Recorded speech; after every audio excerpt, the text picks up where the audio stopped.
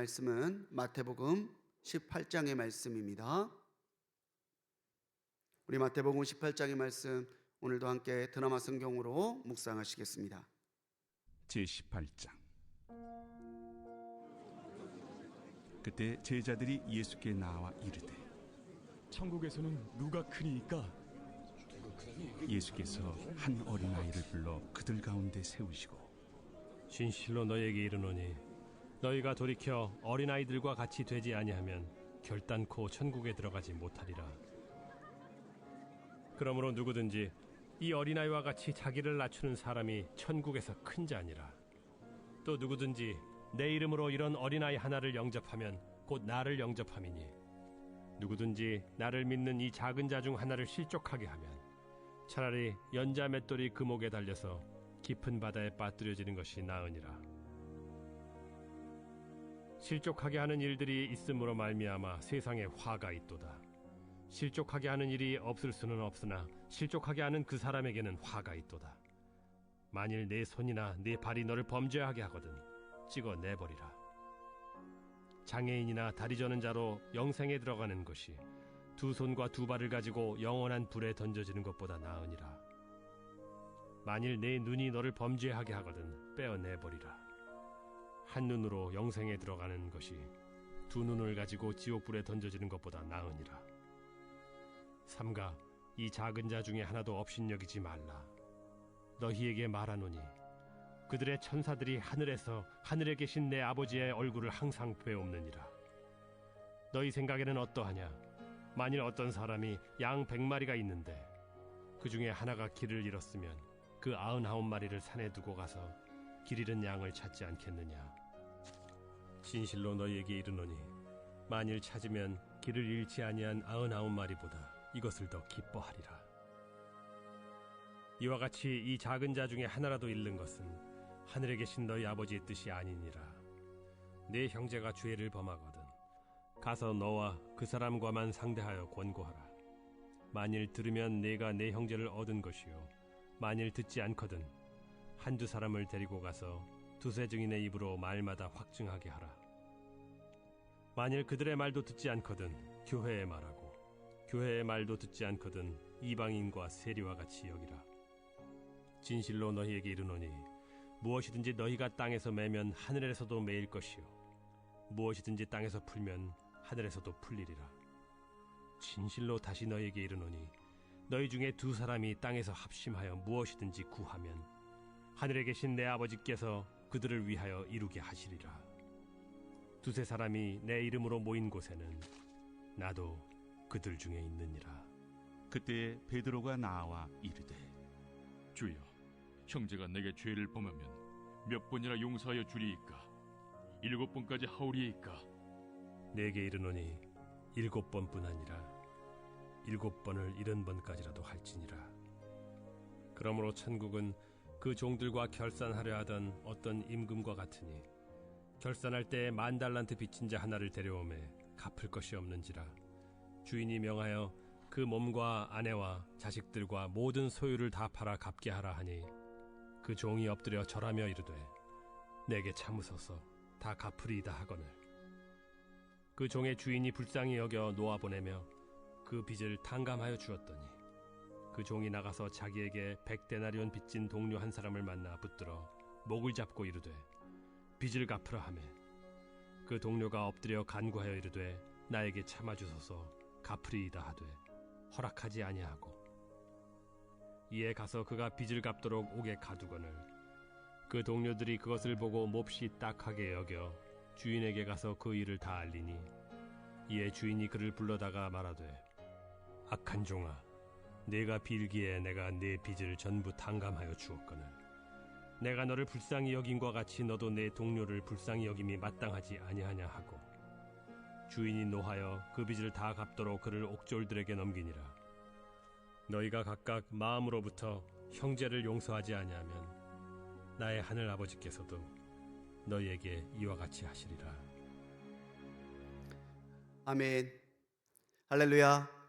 우리 하나님의 크신 은혜와 사랑이 오늘도 기도 가운데 주님의 은혜를 바라시는 우리 모든 성도님들과 함께 하시기를 주님의 이름으로 간절히 축원합니다. 오늘 우리 마태복음 18장의 말씀을 드라마 성경을 통해서 함께 묵상했습니다. 이 마태복음 18장에는 제자들의 질문이 나오죠. 너무 유치한 질문이에요. 예수님, 천국에서는 누가 큰 사람입니까? 크다라는 말은 두 가지의 의미를 가지고 있습니다. 하나는 거대한이고 하나는 위대한이에요. 큰 사람이라고 하는 것은 사회적으로 막강하고 높아지고 많은 것을 가지고 있고 이런 거대한 사람일 수도 있고, 아니면 정말 모든 사람들을 품고 사랑하며 선한 영향력을 발휘하는 위대한 사람일 수도 있습니다. 오늘 이 18장에 드러나 있는 말씀은 마태복음에서 나와 있는 예수님의 5가지의 가르침 중 4번째의 가르침이에요. 주님께서는 천국에 합당한 사람은 거대한 큰 사람이 아니라 위대한 큰 성도임을 말씀하시고 있습니다. 우리의 내면 욕망 깊은 곳에는 자꾸 거대해지려고 하는 욕심이 있어요. 다른 사람과 비교해서 더 높아지고 싶고, 더 거대해지고 싶고, 더 많이 갖고 싶고, 더 많은 세상의 명예와 권력을 취하고 싶은 우리네 욕심이 너무 이 말씀 가운데 부끄럽게 드러나는 거죠. 과연 우리는 거대한 사람을 꿈꾸며 살고 있습니까? 아니면 위대한 성도가 되기 위해 힘쓰고 있습니까? 우리가 어떠한 사람이 되고자 하느냐는 오늘 이 순간을 살아가는 우리의 신앙과 삶에서 분명하게 드러나요. 주님께서 말씀하시는 천국의 큰 자는요, 무엇보다 영혼을 살리고자 하는 사랑이 가득한 사람이에요. 오늘 18장의 말씀을 잘 보면 그때에 라는 말로 시작이 됩니다. 그때에. 읽으면 그냥 훅 지나갈 수 있는 부분인데 마태가 굳이 그때라는 말을 적은 이유가 있어요. 예수님께서 제자들이 묻고 답하던 이 사건이 일어나기 전에 어떤 사건이 있었습니다. 그 사건이 일어난 그때에 제자들이 와서 선생님, 누가 천국에서 큰 사람입니까? 라고 물어봤다는 거예요. 어떤 사건이었을까요? 마태복음 17장에는요, 예수님이 성전세를 내심으로 겸손의 본을 보이셨던 때예요. 왕이신 주님이 성전세를 낼 이유가 없는데 오해를 사지 않기 위해 겸손하게 그 성전세를 내신 거죠. 마가복음 9장에는요, 변화산에서 영광스러운 모습으로 변화된 그 영광을 보이신 후에도 변함없이 다시 내려오셔서 가르치시고 치유하시고 회복시켜 주셨던 그 영혼을 살리는 사역을 이어갔던 그때예요. 누가복음 9장에는요, 예수님이 이제 순환을 당하고 죽을 것을 예고하심으로 정말 이 세상 모든 이들을 위하여 자신을 온전히 내어주시겠다고 하는 희생을 예고하신 때예요. 겸손의 본을 보이신 그때에, 일하시고 섬기시는 본을 보이신 그때에, 천하 만민을 구원하기 위해 아낌없이 자기를 내어주시겠다고 말했던 그때의 제자들이 물은 질문이라는 게 고작 주님, 누가 큰 사람이에요? 우리가 이렇게 예수님 따라다니면서 고생, 있는 고생 없는 고생 다 하는데 우리 중에 과연 누가 예수님 보시기에 큰 사람입니까? 위대한 신앙이 아니라 거대한 욕망에 사로잡혀 있는 거예요. 예수님의 본을 보고서도 깨닫지 못하고 있는 제자들에게 예수님은 하나하나 차근차근 어떤 사람이 참으로 천국에서 인정받는 위대한 사람인가를 알려주시기 시작합니다. 먼저 어린아이 하나를 데려와서 세워요. 원어에서 보면 이 어린아이가 우리도 잘 알고 있는 단어 파이디온을 씁니다. 일반적으로 파이디온은요, 7살 아래의 유아들이에요. 지금이야 우리가 어린이 하고 높여주지만 유대 사회에서 어린이는요, 사람 수를 셀 때 그 숫자에도 들어가지 않도록 가볍게 취급받던 존재예요. 제자들이 생각하는 큰 자에서는 너무나 거리가 멀어 있는 사람이죠. 그런데 그런 어린아이 하나 데려다 놓고 제자에게 말씀하시는 거는 누구든지 이 어린아이와 같지 아니하면 큰 자는 고사하고 천국에조차 들어갈 수 없다라고 말씀하십니다. 거대해지기만 하려는 그들의 부끄러운 욕망의 허를 주님께서 어김없이 찌르신 거죠. 우리가 알아야 되는 건요, 겸손은요, 내가 부족해서 하는 게 아니에요. 없어서, 부족해서, 낮아서, 비천해서 하는 게 겸손이 아니고요, 내가 어떤 사람이든지 사랑하고 품을 수 있는 영적인 도량이 있을 때에 내가 발휘할 수 있는 영적인 덕목이 겸손이에요. 겸손으로 용납하면은 주님은 그 겸손으로 영접하는 것이 나를 용접하는 것이다라고 말합니다. 우리가 겸손으로 섬기지 아니하고 그 영혼을 사랑하는 마음으로 대하지 않는다면은 우리의 말과 행동 때문에 한 영혼이 실족할 수도 있어요. 우리가 연약하다 보니 주님께서는 실족하는 일이 없을 수는 없으나, 그래, 그럴 수 있어, 실족시키는 일이 생길 수도 있지. 하지만 그 실족하게 만드는 사람에게는 반드시 하나님이 갚으시는 화가 있다라는 것도 경고하시고 있습니다.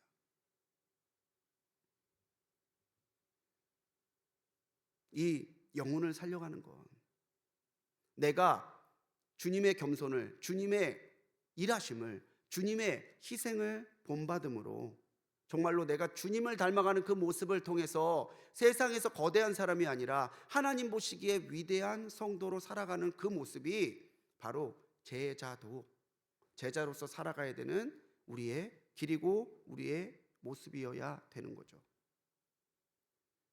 12절에서 주님은 제자들에게 직접적으로 물으십니다. 자, 생각해봐. 너희 생각에는 어떠냐?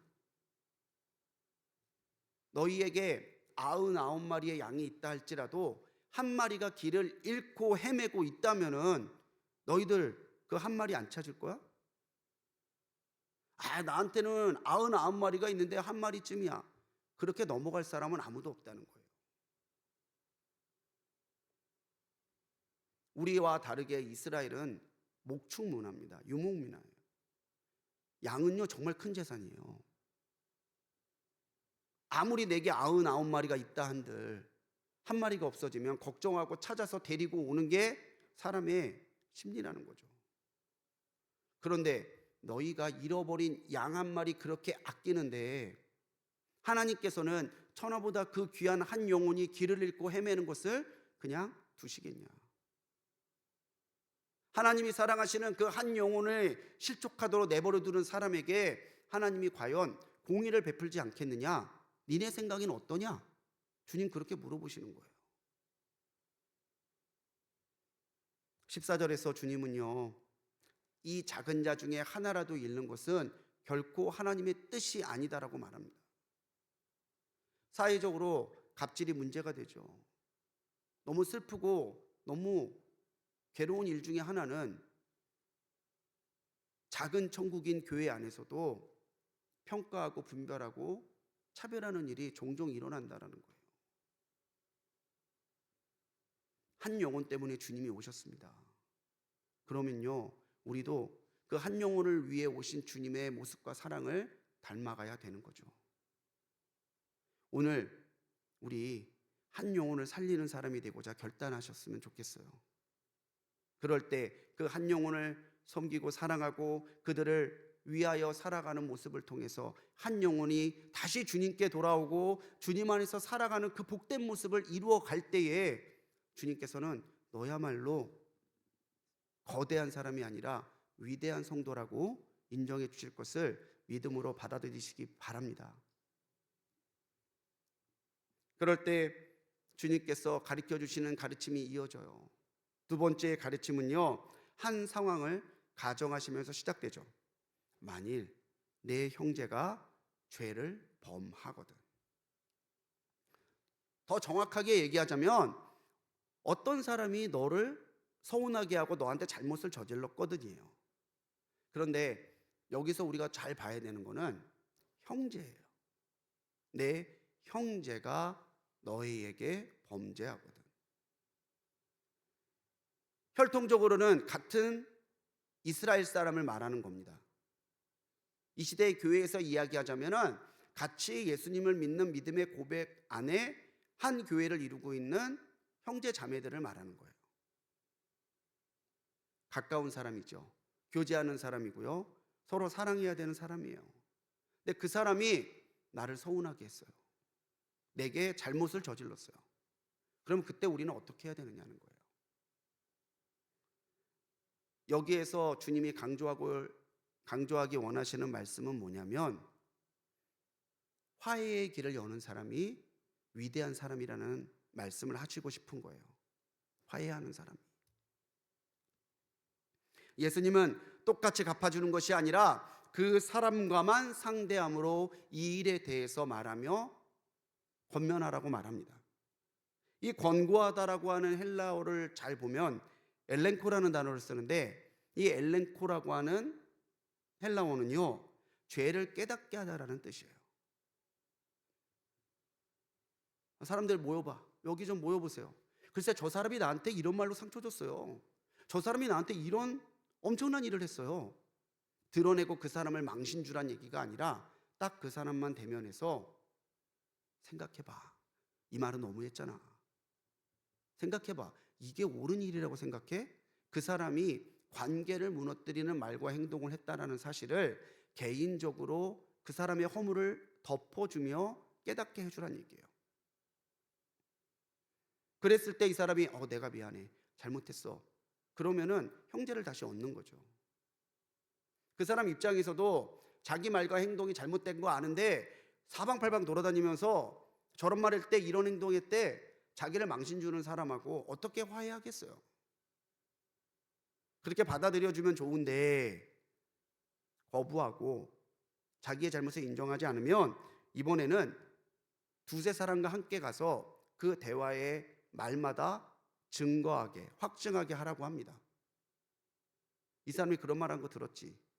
이 사람이 이런 행동한 거 인정한 거 들었지.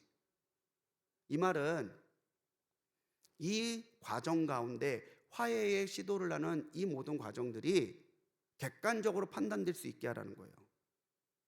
사람마다 입장차가 있을 수 있죠. 내가 생각하기엔 그게 잘못된 건데 이 사람이 보기에는 그게 뭐라고 생각할 수 있어요.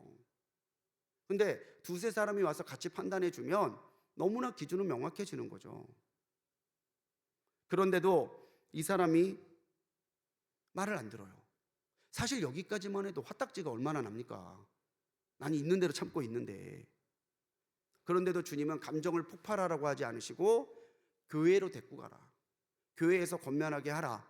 그랬는데 교회의 권면마저 듣지 않는다면은 그제서야 세리나 이방인과 같이 형제가 아닌 것처럼 외인으로 여기라는 거예요.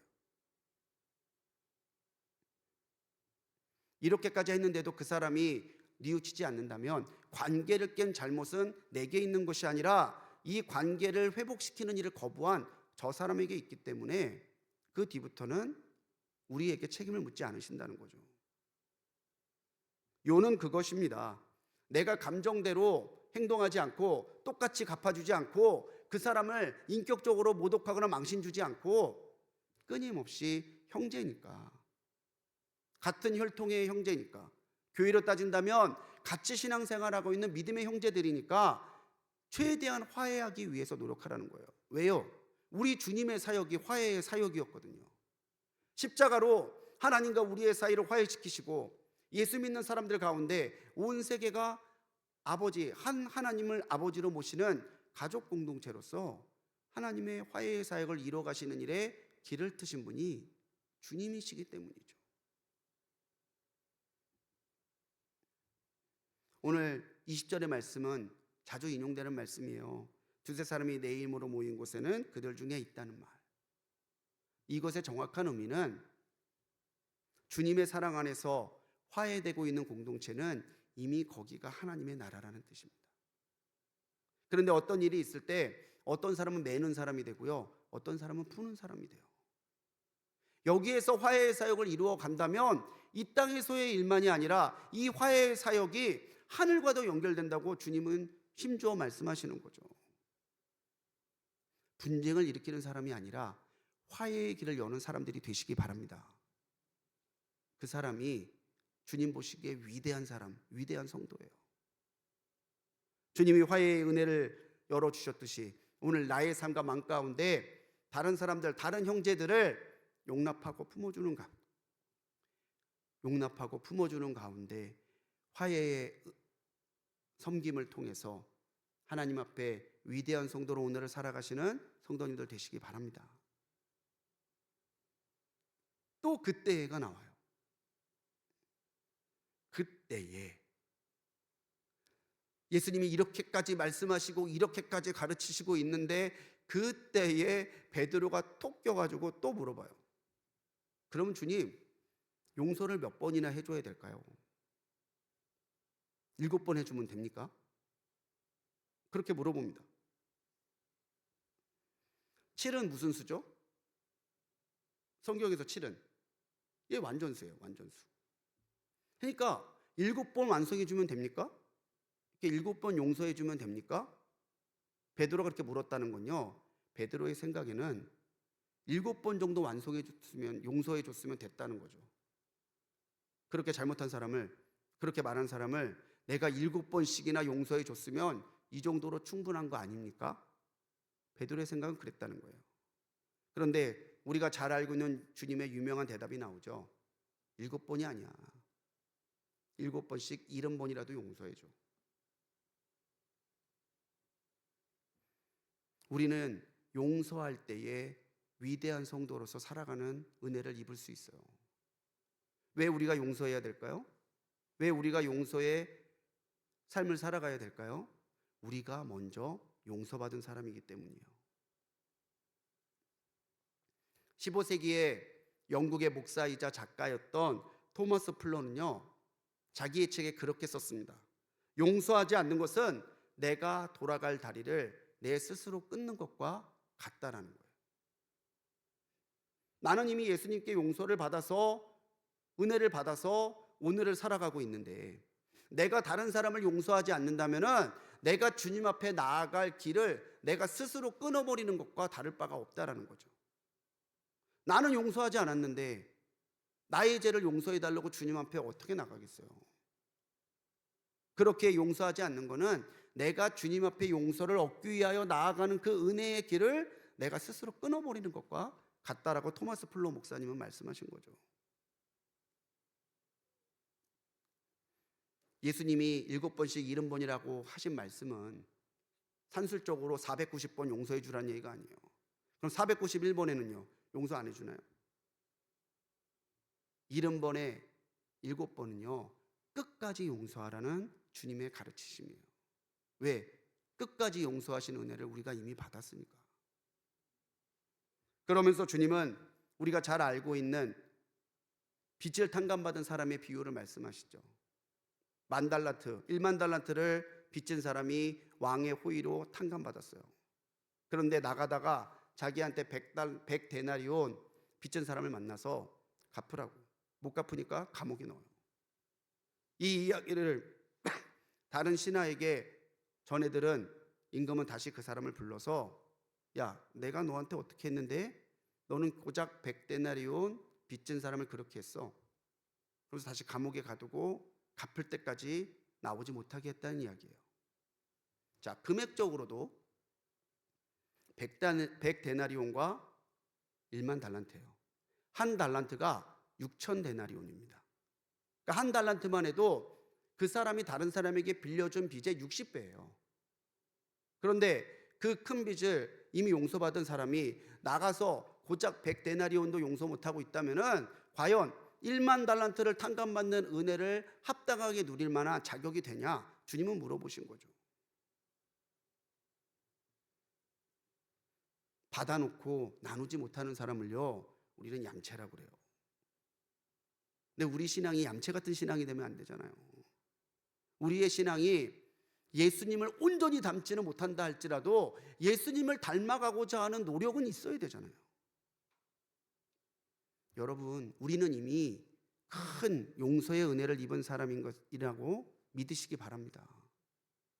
주님 용서해 주셨으니까 이 새벽에 와서 기도하잖아요. 주님이 용서해 주셨으니까 예수의 이름을 붙들고 기도하잖아요. 주님이 용서해 주셨으니까 그 예수의 이름에 담겨있는 은혜와 권세를 오늘도 내가 누리면서 살잖아요. 근데 그런 우리가 내 마음이 조금 서운하다고, 내가 조금 손해봤다고, 내가 지금 정말 힘들고 어려운 상황에 봉착했다고 용서하지 못한다면은 우리야말로 1만 달란트를 탕감받고 100데나리온을 용서하지 못하는 이 신하와 다를 바가 없다는 거죠. 용서의 사랑이 있고 하나님의 나라가 있습니다. 35절 마지막 말씀에 주님 뭐라고 그러세요? 하늘 아버지께서도 너희에게 이와 같이 하실 거다. 내가 용서한다면. 그래서 우리가 같이 고백하는 주기도문에도 주님이 그렇게 말씀하신 거죠. 내게 죄 지은 자를 용서한 것 같이. 사랑하는 우리 성도님들, 용서로 하나님의 은혜를 지키고 용서로 하나님의 나라를 세워가시기 바랍니다. 결국 용서는요, 그 사람을 위해 하는 게 아니라 내 신앙과 내게 주신 은혜를 지키기 위해 하는 거예요. 내가 부족해서 용서하는 게 아니라 내가 품을 만한 영적인 도량이 있으니까 용서하는 거예요. 사랑하는 성도님들, 오늘을 어떻게 살아가시겠습니까? 거대한 사람으로 사시겠어요? 위대한 성도로 사시겠어요? 제자들이 치기 어린 질문이었지만 오늘 우리도 한번 생각해 봐야 될 질문이에요. 천국에선 누가 크니까? 오늘 사랑하는 우리 성도님들, 하루를 살아가실 때에 정말로 주님처럼 한 영혼을 살리고자 하는 사랑의 마음으로, 화해의 길을 여는 피스메이커로, 용서하는 신앙을 통해 내가 주님 앞에 이미 큰 용서를 받은 사람이라는 것을 드러내며 사는 삶으로 거대한 사람이 아니라 위대한 성도로 오늘을 살아가는 일에 힘쓰시고 도전하시기를 주님의 이름으로 간절히 축원합니다. 기도하시겠습니다. 주님께서 너무나 많은 것을 우리에게 보이시고 알려주셨는데 우리는 주님의 가르침과 주님 보여주신 주님의 삶의 본을 지켜나가는 일에 너무나 소홀하고 너무나 부족합니다. 주님, 누가 과연 천국에서 큰 자니까? 주님, 오늘 우리가 이 질문 앞에 우리의 삶을 비추고 도리어 우리의 삶을 하나님 보시기에 기뻐하시는 삶으로 세워가게 하옵소서. 세상으로 높아지려는 거대한 사람이 아니라 하나님께서 기뻐하시는 일들을 아름답게 이루어가는 위대한 성도로서 오늘을 살아갈 수 있도록 오늘 우리의 심령과 우리의 마음을 바꾸어 주시고 우리가 주님이 보여주신 그 삶의 본을 따라 한 영혼을 살리고자 겸손하게 섬기게 하시고 다툼 가운데서도 화해의 길을 여는 화해의 사람이 되게 하시고 어떤 가운데서도 내가 먼저 용서받았음을 기억하며 다른 사람의 허물과 죄를 용서하고 품을 수 있는 도량이 넓은 신앙이 되어 오늘을 위대한 성도로 살아갈 수 있도록 힘을 주시고 깨닫게 하시고 결단할 수 있도록 역사하여 주옵소서. 그리하여 내가 있는 곳곳마다 하나님의 아름다운 그 뜻을 이루어가는 우리가 되도록 역사하여 주옵소서. 오늘도 이 새벽전에 드린 귀한 예물이 있습니다. 가족의 성령 충만을 위하여 드리는 귀한 감사의 예물들, 또 가족의 회복과 건강을 위해서 드리는 1,000번째 예물들 주님께서 기쁘게 받으시고 이 예물에 담겨있는 믿음과 기도대로 응답하여 주옵소서. 오늘 내 모습의 한 자락이라도 주님을 닮아가는 위대한 성도로 살아가게 하실 줄 믿사옵고 우리를 구원하신 예수님의 이름으로 간절히 기도드렸습니다. 아멘.